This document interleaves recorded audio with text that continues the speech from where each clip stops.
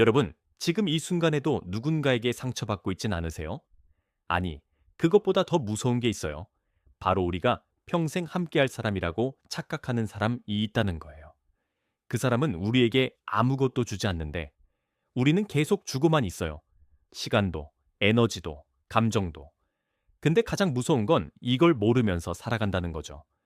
오늘 영상에서는 심리학이 말하는 당신이 꼭 끝내야 할 사람과 그냥 거기까지만 친해도 되는 사람의 차이를 명확하게 정의해 드릴게요.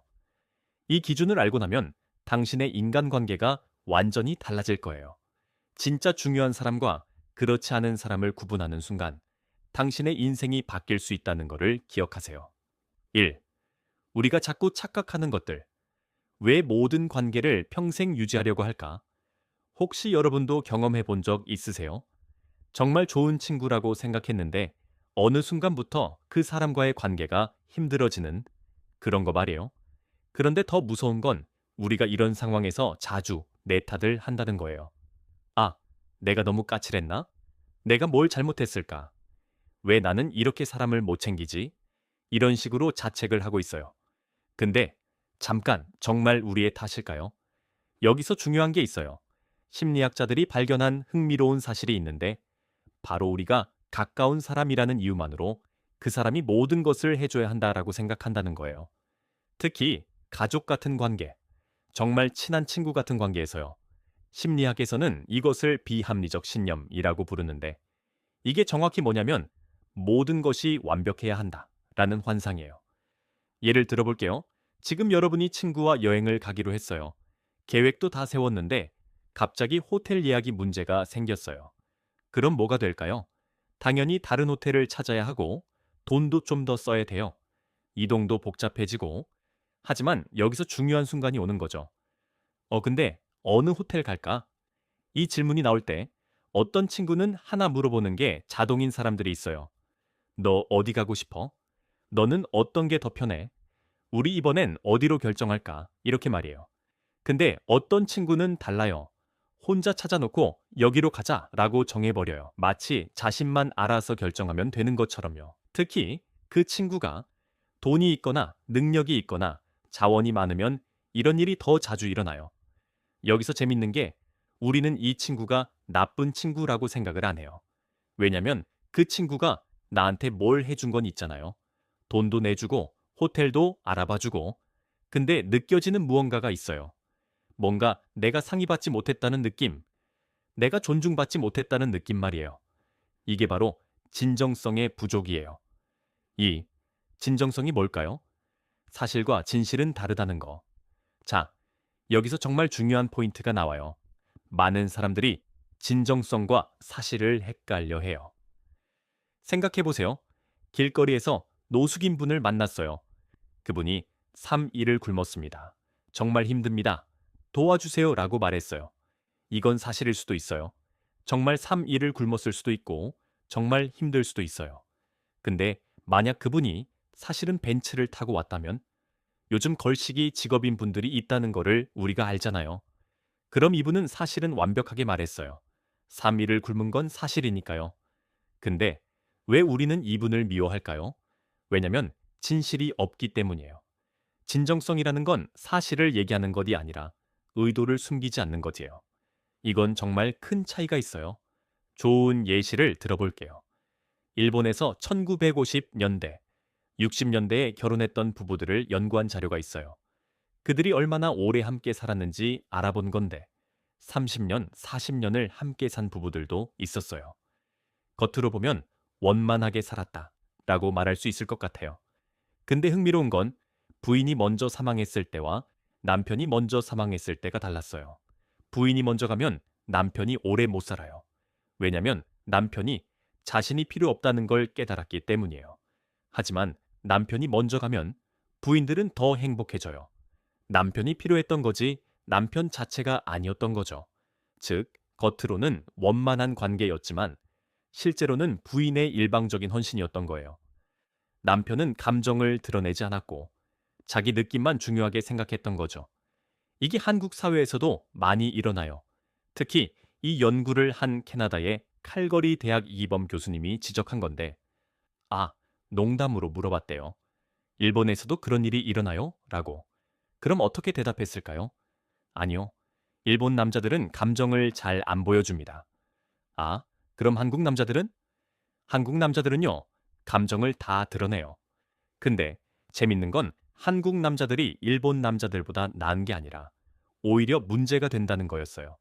왜냐면 한국 남자와 여자의 심리 구조 차이가 전 세계에서 가장 적다는 거예요. 즉, 우리가 서로 너무 비슷하다는 거죠. 어? 비슷한 게 좋은 거 아니냐? 라고 생각할 수 있어요. 근데 재밌는 심리가 있어요. 비슷한 사람일수록 더 싸워요. 왜냐면 비슷한 만큼 기대가 생기거든요.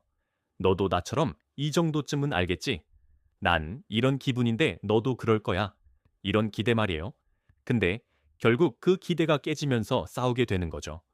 오히려 정말 다른 사람이면 아, 이 사람은 다르구나 라고 받아들이고 존중하게 되는데요. 3. 그럼 정확히 누가 우리 인생에서 남을 사람일까? 자, 이제 핵심적인 질문으로 들어가 봅시다. 우리가 관계를 끝내야 할 사람과 그냥 거기까지만 친해도 되는 사람은 누구일까요? 먼저 여러분이 알아야 할 첫 번째 기준이 있어요. 감정을 드러내지 않고 장난도 안 받는 사람, 심리학적으로 건강한 관계는 감정의 왕복이 있어야 돼요. 내가 기쁘면 그걸 보여주고 상대도 내 기쁨을 함께 나눠요. 슬프면 그걸 표현하고 상대가 위로해줘요. 이런 식의 감정 교류가 있어야 한다는 거죠. 근데 어떤 사람들은 이게 없어요. 내가 장난을 쳐도 웃지도 않고 내가 힘들다고 해도 별로 신경 쓰지 않고 마치 모든 게 자기한테 다른 세상 일인 것처럼 반응하는 거예요. 저도 경험해 봤어요. 정말 10년 동안 제가 인사를 하면 그냥 고개만 까딱거리는 분도 계세요. 솔직히 처음엔 상처가 돼요. 내가 뭘 잘못했나 싶기도 하고요. 근데 알고 보니 그냥 그분이 그런 사람이었던 거예요. 나쁜 사람이 아니라 그냥 내가 제시한 장난과 감정에 대해서 반응을 할 수 없는 사람이었던 거죠. 여기서 중요한 건 뭐냐면 내가 그 사람을 바꾸려고 하면 안 된다는 거예요. 아, 다음엔 더 재밌는 장난을 쳐볼까? 아, 내 감정을 더 크게 드러내볼까? 이런 식으로 계속 노력하는 거 말이에요. 왜냐면 그건 사랑이 아니라 그건 짝사랑이거든요. 4. 짝사랑을 멈추는 것의 용기 여러분, 이거 알아요? 우리가 어떤 관계를 계속 유지하려고 할 때, 특히 그 관계가 일방적일 때 느껴지는 감정이 뭘까요? 분노예요. 그리고 섭섭함이에요. 내가 이렇게까지 했는데 왜 그 사람은 받아들이지 않는 거야? 이 감정이 자꾸만 올라와요. 그리고 그럼수록 우리는 더 상대방을 탓하게 되는 거죠. 그 사람이 문제다. 그 사람이 나를 이해 못한다. 이렇게 말해요. 근데 여기서 정말 중요한 깨달음이 필요해요. 그 사람이 나를 못 받아들이는 게 아니라 내가 그 사람을 너무 깊게 받아들이려고 하는 거야. 이것도 일종의 착각이에요. 나는 그 사람과 평생 함께 할 수 있을 거라고 생각하는데 실제로는 우리가 그냥 거기까지만 친해야 될 사람일 수도 있다는 거죠. 그래서 제가 하는 방법이 있어요. 더 이상 그 사람을 노력의 대상으로 생각하지 않는 거예요. 그냥 마음을 거기까지로 정하는 거죠. 이 사람과는 인사 정도만 나누자. 이 사람과는 업무 얘기만 하자. 이 사람과는 깊게 들어가지 말자. 이렇게 정하면 신기하게도 상처를 덜 받게 되어요. 왜냐면 기대를 내려놨기 때문이죠. 근데 여기서 오해하면 안 될 게 있어요. 이게 그 사람을 나쁜 사람이라고 낙인 찍는 게 아니라 그냥 우리가 공존할 수 없는 관계일 뿐이라는 거를 인정하는 거예요. 5. 용기는 감정이 아니라 결정이다. 자, 여기서 정말 중요한 철학이 나와요. 많은 사람들이 용기를 감정으로 생각해요. 마치 두려움을 극복해야 용기가 난다고 말이에요. 근데 이건 틀렸어요. 용기는 감정이 아니라 결정이에요. 쉬운 예시로 설명해 볼게요. 비행기에 탈 때를 생각해 보세요. 공포증이 있는 사람도 비행기에 탈 때가 있잖아요. 그 사람이 오, 이제 두려움이 사라졌다 라고 해서 탑승권을 끊는 게 아니라 이 정도의 두려움은 감수하겠다 라는 결정을 하고 탑승한다는 거죠. 마찬가지예요. 어떤 사람과의 관계를 거기까지로 결정하는 것도 용기예요. 왜냐면 그 사람이 나를 다시 거절할 수도 있고 그 사람이 내가 이제 더 이상 노력하지 않겠다는 결정을 이해 못할 수도 있으니까요. 하지만 그럼에도 불구하고 나는 내 감정을 보호하기로 결정하는 거예요. 정말 끝내야 할 사람은 누구일까? 그런데 여기서 또 다른 질문이 나와요. 그럼 정말로 끝내야 할 사람은? 이 사람은 정말 명확해요. 능력도 있고 자원도 많으면서 나한테는 상의를 하지 않는 사람들이에요. 특히 진실하지 않은 사람들이죠. 다시 그 여행 예시로 돌아가 봅시다. 호텔이 바뀌었어요. 돈도 부자 친구가 낼 거고 이동도 부자 친구가 알아볼 거예요. 근데 문제는 뭐냐면 같이 그 호텔에 들어가서 생활해야 될 사람은 나잖아요. 그런데 이 친구는 뭐라고 그래요? 자기 혼자 여기로 가자 라고 정해버려요. 나한테 의견을 묻지 않는 거죠. 이건 이기적인 게 아니라 내가 너를 존중하지 않는다는 신호예요. 그리고 이건 우리 사회에서 정말 흔히 일어나요. 특히 부부 관계에서요. 남편이 밖에서 일해서 돈을 벌어오고 부인은 가정을 관리할 때 남편은 자신이 돈을 버니까 중요한 결정은 자기가 한다고 생각하는 거죠. 근데 이건 정말 위험한 거예요. 왜냐면 그 결정이 부인의 삶에도 직접적인 영향을 미치니까요.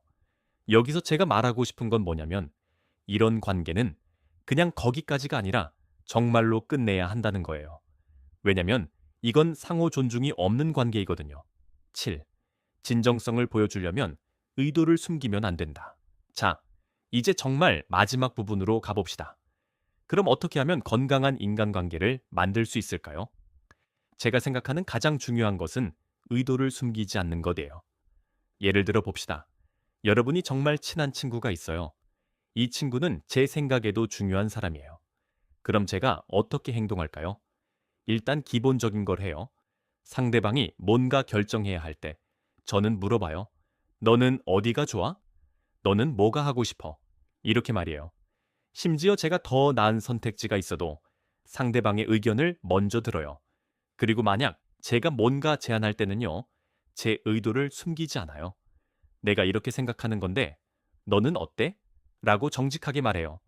아니면 미안한데, 나는 이게 좋지 않은 것 같아 라고 직설적으로 말하기도 해요. 근데 여기서 재밌는 게 있어요. 제가 의도를 숨기지 않고 정직하게 말하면 그 친구도 더 정직해져요. 반대로 제가 자기 의도를 가리고 좋네 좋아, 그렇구나, 그렇구나 하면서 가면을 쓰고 있으면 그 친구도 저한테 가면을 더 쓰게 되는 거죠. 이것도 하나의 악순환이에요. 우리가 진정성 없이 관계를 유지하려고 하면 결국 모두가 진정성 없이 관계를 유지하게 되는 거죠. 8. 갈등을 잘 해결하는 방법. 자, 이제 마지막으로 정말 중요한 부분이 나와요. 아무리 좋은 관계라고 해도 갈등은 생길 수밖에 없잖아요. 그럼 그 갈등을 어떻게 해결할까요? 여기서 심리학이 알려주는 첫 번째 팁은 이거예요. 가까운 사람과의 갈등은 대부분 비합리적 신념 때문이다. 뭐냐면 우리가 가족이면 모든 걸 이해해야 한다. 진짜 친구면 말 안 해도 알아야 한다. 이런 신념을 가지고 있다는 거죠. 그리고 그 신념이 깨지는 순간 갈등이 일어나는 거예요. 근데 사실 생각해보면 이건 말이 안 되잖아요. 우리는 다른 사람이고 서로 다른 생각을 가지고 있는데 어떻게 모두가 같게 생각할 수 있을까요? 그래서 제가 하는 방법은 이거예요. 일부러 다르게 해보는 거예요. 예를 들어 가족 여행을 갈 때를 생각해 봅시다. 보통은 다 함께 가잖아요. 같은 차 타고 같은 시간에 출발하고. 근데 저는 다르게 해봤어요. 저는 특별한 방법을 써요. 제 가족한테는 미리 말해줘요. 이번엔 다르게 가보자 라고 말이에요. 저는 1시간을 더 일찍 출발했어요. 가족은 고속버스를 탔어요. 도착 시간도 달랐어요. 근데 신기한 게 이렇게 다르게 하니까 오히려 만나서 처음처럼 설렜어요. 그리고 같은 채 계속 있었을 때 자꾸 싸우던 게 사라졌어요. 왜냐면 서로가 다르다는 걸 처음으로 인정하고 만났거든요. 이게 바로 갈등 해결의 핵심이에요. 우리는 다를 수도 있다는 걸 먼저 받아들이는 거죠.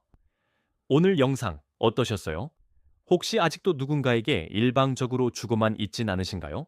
아니면 그 사람이 진정성이 없다는 걸 알면서도 계속 관계를 유지하고 있진 않으신가요? 여러분, 정말 중요한 게 하나 기억하세요. 당신이 상처받는 건 그 사람 때문이 아니라 당신이 기대했기 때문이에요. 그 기대를 내려놓는 순간 당신은 훨씬 자유로워져요. 그리고 그 자유로움 속에서 정말 소중한 사람들이 보이기 시작해요. 왜냐면 당신이 기대가 아니라 감사로 관계를 바라보게 되니까요.